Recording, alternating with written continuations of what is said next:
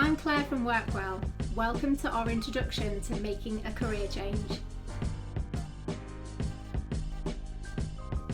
Okay, so what is a career?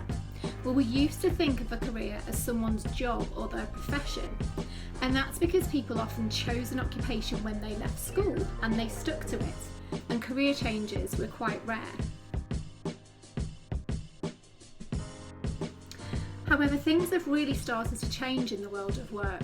We no longer think of a career as a job or a profession, and rather we think of it as a journey through life, which might be made up of lots of different work-related experiences. It could be several different jobs, it could be education or training courses, or even voluntary work. Careers 30 years ago were a lot more stable.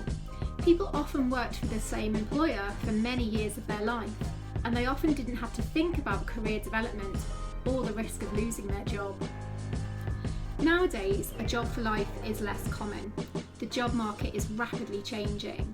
We're starting to see more short-term contracts, flexible hours and pay, and increased opportunities for self-employment than ever before. This means we can no longer rely solely on our employer for career progression and stability. We have to manage our own careers. It's still early days to see how the coronavirus pandemic is affecting the job market. However, we have already started to see some significant changes happening. Firstly, we've started to see some redundancies and job losses in some sectors.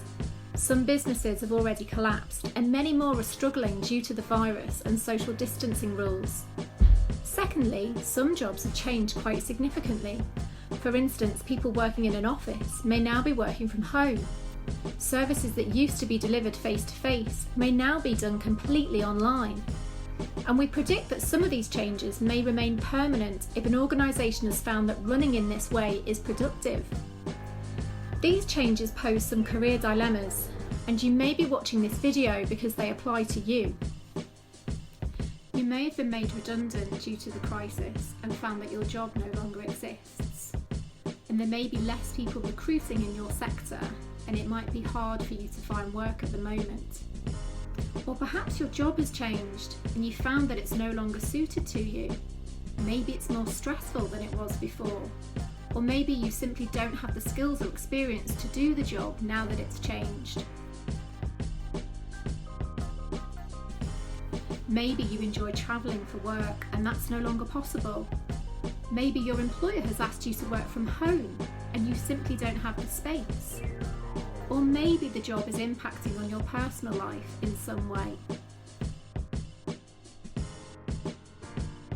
If any of these things apply to you, you may be starting to think about a career change. Although that might feel a little daunting, career changes are very common, and it actually could be a very positive thing for you and your well-being. The important thing to remember is that you are in control of your career. You can choose what job to do and when to do it. You may feel like the best thing for you right now is actually a break from work, and that's fine. But if you do want to find work and you think you might need a career change, then now is the time to start planning your next move. We have put together a series of 5 short videos to help you decide on your career change. Our employment coaches, Aisha, Antonia, Jill, Shelley-Ann and Natalie, will give you some expert advice on how to do this. Step 1 involves exploring who you really are and what matters most to you. During this video, you will think about your interests, values, personality and culture. Step 2 involves identifying your skills and strengths, basically what you're good at, and also the things you need at work. These things are important for finding a suitable job match.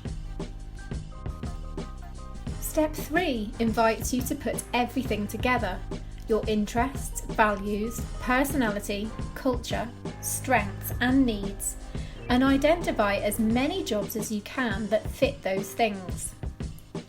Step 4 explains how to research the job market to find out more about the jobs that interest you, to help you decide which one is your best fit. And finally, Step 5 explains how to figure out the steps you need to take in order to get the job you want. In some cases, this may involve doing some training or working your way up through other roles first. We've been helping people with their career changes for over 15 years, and everyone is different. Take some time to think about your career change to make sure it's right for you.